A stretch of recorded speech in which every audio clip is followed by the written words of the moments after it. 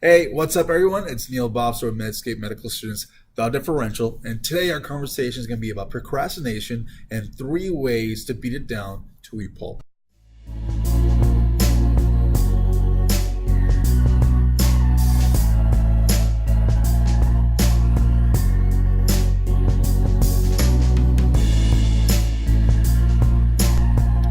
So here are the top 3 things you can use to fight procrastination. The first is an app. The second is a whiteboard or a piece of paper. And the third is getting a YouTube account. Hopefully you have one by now. So first things first, I want to talk about the Pomodoro Technique. Now the Pomodoro Technique at its core is an ideology where you work for about 30 minutes and you take breaks for about 5 to 10 minutes and then you get back on the horse for 30 minutes. As you get used to this technique, you can work for longer periods of time and take breaks for shorter periods of time. You can work for about an hour straight and you can take a 5 to 10 minute break, and then eventually when you get really good at it, you can take up to 2 hours studying. Now this app that I have right here is called Force. It's available on iOS and Android. Android's probably better. I like Android.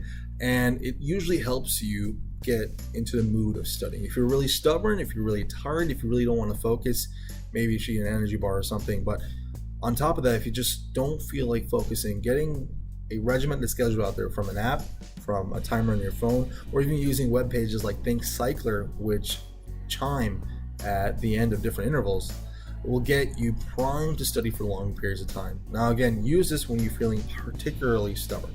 So the second way to manage procrastination is getting a whiteboard or a notebook that you can keep with you at all times. My favorite thing about having a notebook or having a whiteboard is that it allows you to be more personable, allows you to hand scratch things. Now, if you're someone who likes to have to-do lists on your laptop, by all means, do what works best for you. But for me personally, I like just having a simple notebook that I list out daily tasks by the date and a few things that I want to accomplish by the end of the day.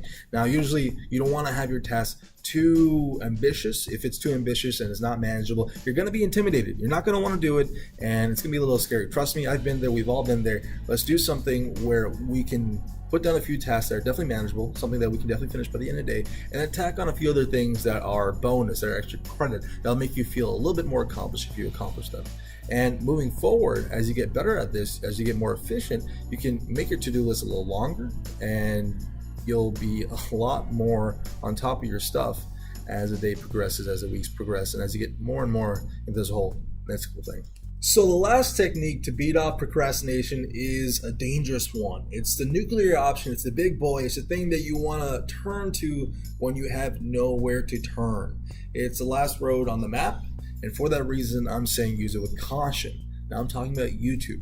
Having YouTube as a resource is excellent. There's a lot of study material from Osmosis to Khan Academy that can help you with your studies. But there's also a lot of other stuff in terms of streamers and Twitch streamers and Vine compilations that'll get you down a rabbit hole until you're looking at the 8 different ways Gordon Ramsay flays a fish or something ridiculous like that. With that said, if you go to YouTube and search up study motivation, you'll find a set of videos by this channel that works hard to compile the most inspirational speeches you've ever heard, the most epic music you've ever heard, and it makes you feel like the last Anki deck that you're trying to get through is the hustle that will stop the end of the world.